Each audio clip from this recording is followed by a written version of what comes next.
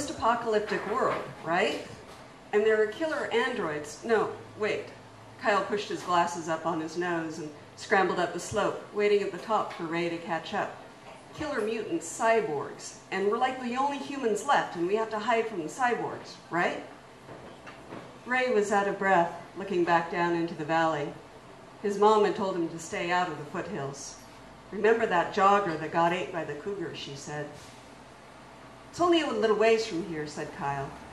So, okay, we've got these lasers, and that's the only thing that can stop the mutant cyborgs. You know, pew, pew, weep, weep. Kyle shot his imaginary laser gun at the sage, hitched up his pants, and disappeared around the bend.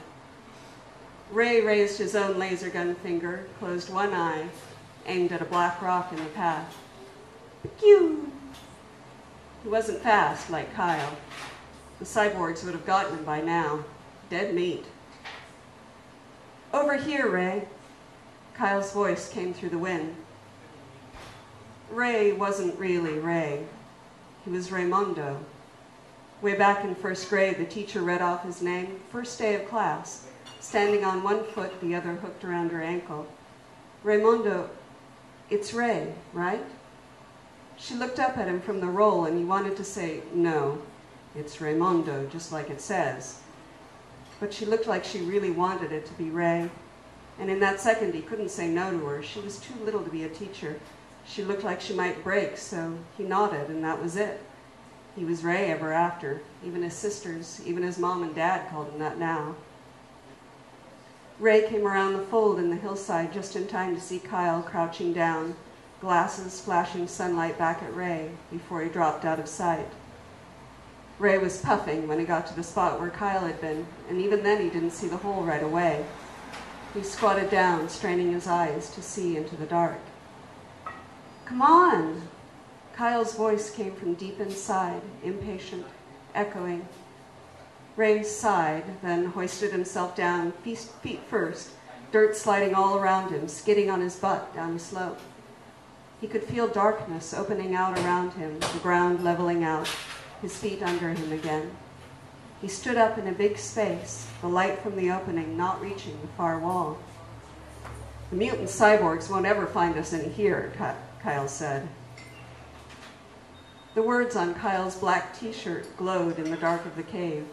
Iron Maiden in spectral green. Yeah, said Ray. It goes way back.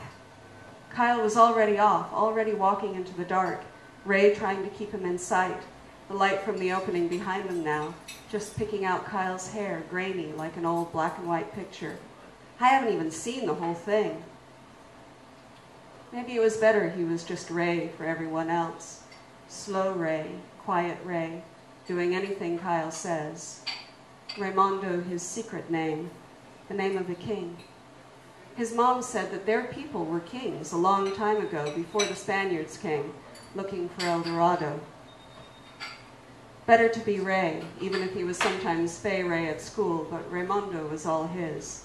The retards at school couldn't tell the difference between a Mexican and a Brazilian. Didn't even matter, his family had been in Los Angeles longer than most of theirs. Alone in the dark, he was Raymondo. Ray's steps slowed down. He wasn't sure if he could still see Kyle's hair or just remembered it, but he could hear his friend's hand dragging along the wall, knocking dirt and little rocks loose, feeling his way deeper and deeper into the heart of the hill. Then Ray heard a cacophony of rocks and dirt and Kyle's body hitting ground, and then nothing for a second. Ray? Kyle's voice echoed, bouncing off walls Ray couldn't see. He couldn't see anything at all, not the hand he waved in front of his eyes, not his digital watch, nothing. Kyle had fallen down a deeper hole. They'd never get out of here. Ray didn't remember which way the opening was. If he could only find it, if he could get out and find someone, find the sheriff, somebody with a flashlight, and they could come and get Kyle, and Ray could go home and warm a tortilla on the bare burner on the stove, heat glowing red where the coil was worn, his mom slapping at his hand. Use a pan, act like a civilized person. Dad scratching under his shirt, the bathroom heavy with hairspray and perfume. his sisters jostling in front of the mirror. "Ray!" Kyle was farther away, the echo deeper and bigger. He didn't sound scared. Something else.